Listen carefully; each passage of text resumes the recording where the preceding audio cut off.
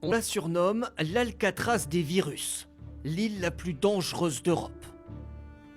En mer Baltique, des laboratoires ultra protégés sur environ 1 km de long et 400 mètres de large.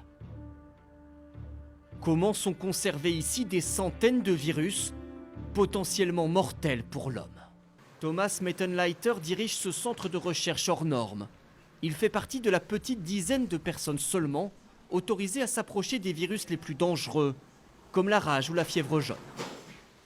Exceptionnellement, il nous conduit au plus près des cuves de stockage. C'est à moins 181 degrés Celsius. Ici, on peut conserver les virus pendant des années, des décennies.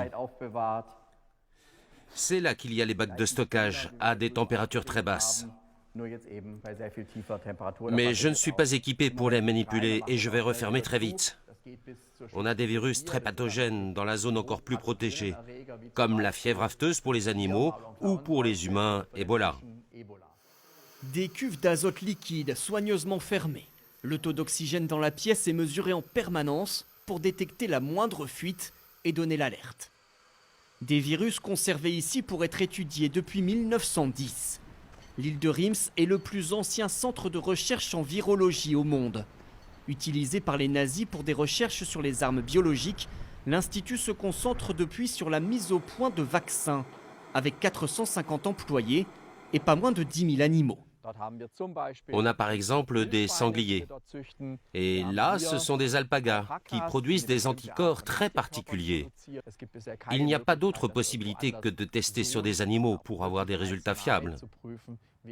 Les vaccins développés ici permettent de lutter notamment contre la peste porcine ou la rage du renard.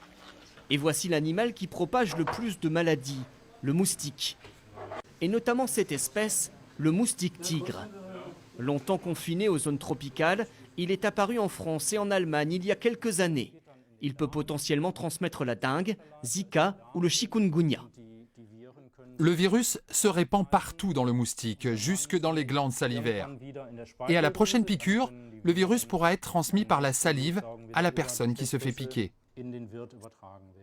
Cette équipe mène donc des tests génétiques, là aussi très sensibles, sur l'ADN des virus eux-mêmes.